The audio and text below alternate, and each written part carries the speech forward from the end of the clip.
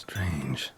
Get a sense that the spoons are beating out some kind of rhythm, a message, trying to tell me something.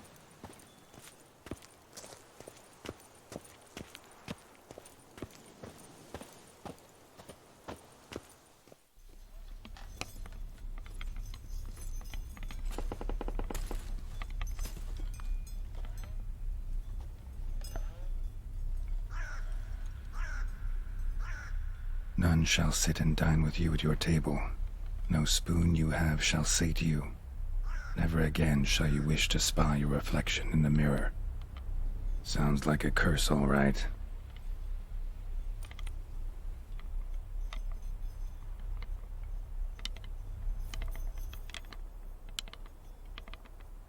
Somebody's clearly obsessed. Regis mentioned the place might be cursed. Can't be a coincidence. Need to look around.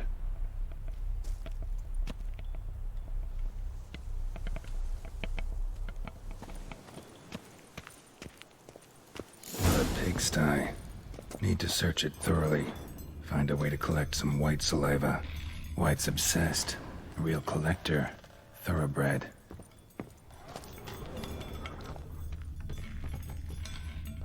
Spoon's incredible. The craftsmanship. Must have graced a rich man's table.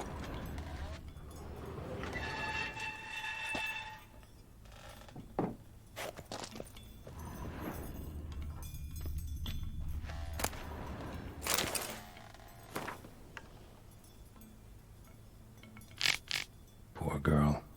Realized she was changing into a monster. Recorded it in her diary. Poignant. Smashed mirror. As if someone couldn't stand to look at themselves. The monster. Journal's author, maybe?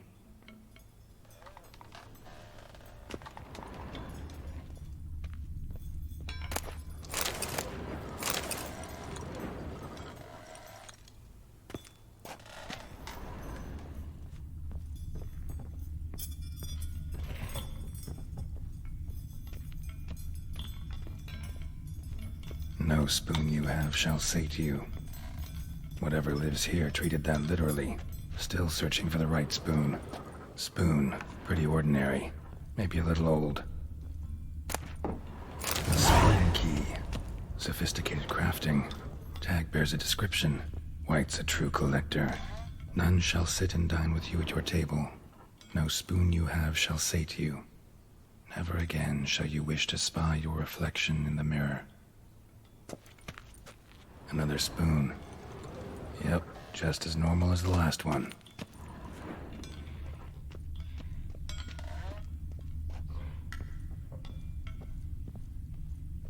Woman's name scratched into this wooden spoon. Romantic.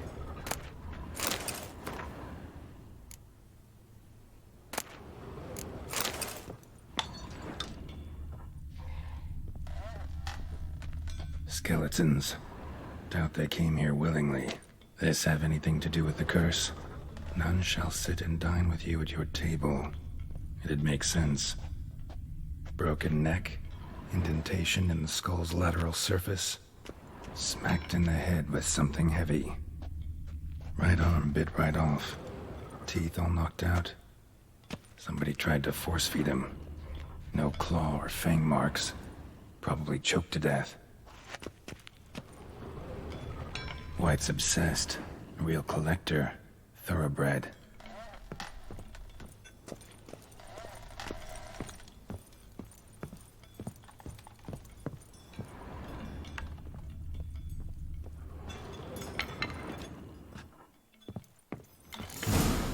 Actually does seem like a Wight's lair.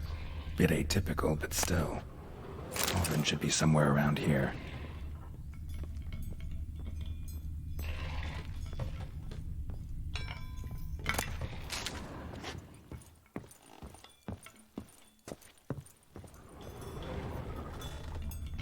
Spoon. Pretty ordinary. Maybe a little old. Cooler than I was looking for. Wight's not particularly tidy. Another spoon. Yep, just as normal as the last one. table's set. Wight, who lives here, is getting ready for some sort of feast. Wight that lives here, definitely afflicted by a curse, and it's been trying desperately to lift it. Wight's obsessed. A real collector. Thoroughbred.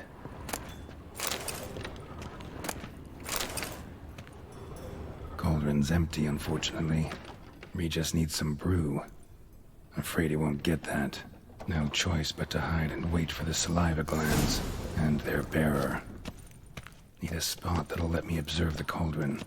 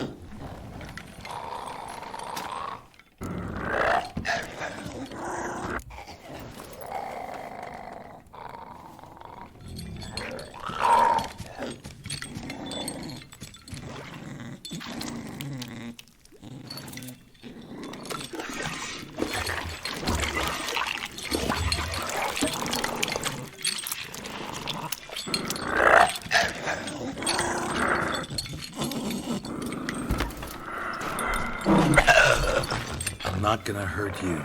Wanna help? I've seen the words of the curse on the walls. Think I know how to lift it.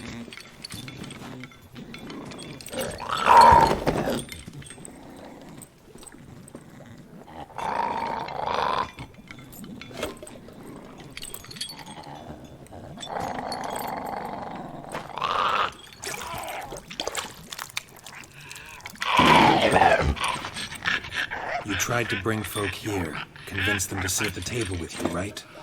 Well, I'm gonna be your guest now. Your willing guest.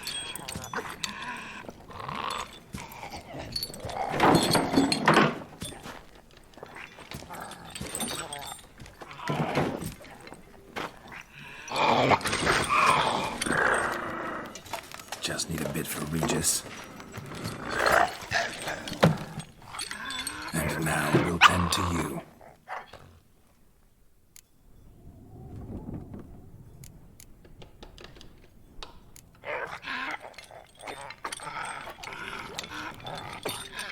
We can't use spoons.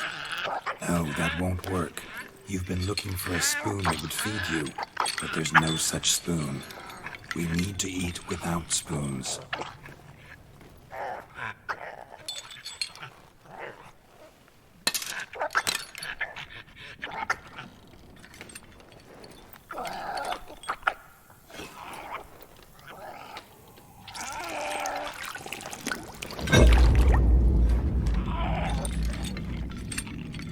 Open your eyes. You need to see your likeness.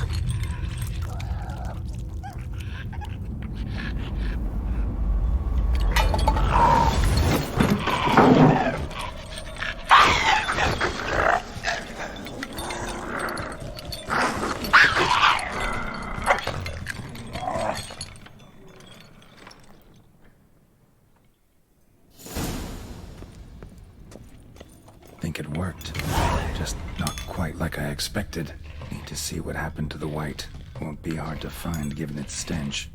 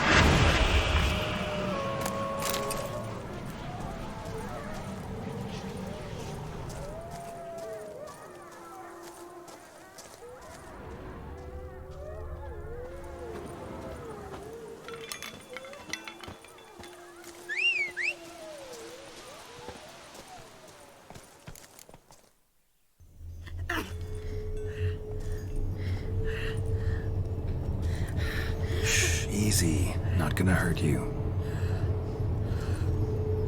Eat. I must eat.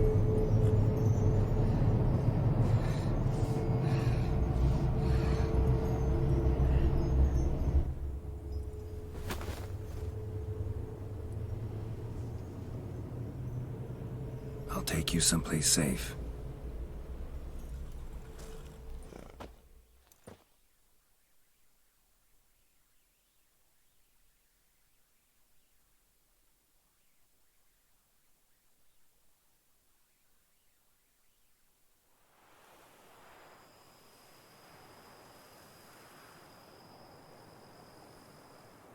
So I took her by the hand and led her here. Seemed the only sensible place for her. You did the right thing, sir. She should recover quickly here. I'm deeply pleased, finally, to make your acquaintance, sir, though I do regret the specific circumstances. In all the commotion, I fear I neglected to introduce myself. I'm Barnabas Basil Folty, and by order of the Duchess, I am to serve as your major domo at Corfo Bianco. Nice to meet you, Barnabas Basil. Love to talk more, but got urgent matters to attend to. While I'm gone, please make sure she gets everything she needs. Don't worry, sir. I shall see to everything. She is safe here and in good hands. She'll soon be back on her feet. Might actually take a while. She hadn't eaten anything in over 100 years when I found her. Horrid. Whatever brought this about? Told me her story on the way here. Her name's Marlena. She was once the very beautiful and proud heiress to the Trastamara estate. One evening, when she was holding a banquet for friends, a beggar came to her gate seeking alms. He had a bowl and a spoon with him. He sat outside her fence and waited.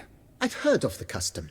An ancient rite of hospitality that obliges one to give food and drink to such a guest lest he depart hungry. To neglect the custom is to bring great misfortune down upon oneself. Marlena didn't care a whit for the old customs. She drove the man off, saying she'd rather feed the leftovers from her feast to her dogs than to give the beggar anything. The beggar then broke his spoon, cast a curse. She was beautiful, so he said she'd never wish to look at herself in the mirror again. Since she adored feasts, he swore no one would ever wish to sit and dine with her. And as she even refused him the crumbs from her table, he swore she'd never find a spoon in the world that would sate her hunger. A harsh punishment. I imagine lifting the curse was hardly simple. Curses are tricky. They play on irony. Always gotta figure out what the catch is. Marlena had spent decades looking for a way to lift it. Transformed into a wight, she stole spoons and lured folk into her home, trying each time to get them to dine with her. Didn't work. So what did? Someone had to sit down and share a meal with her, of their own free will. They had to eat without using spoons, and make her look at her reflection. That's it? That was all it required? Simplest solutions are sometimes the last that come to mind. Besides, when you're a wight, it's pretty damn hard to find willing human company for a feast. I imagine so. But, most importantly, it is now over. Please, don't worry. She will be in good hands here.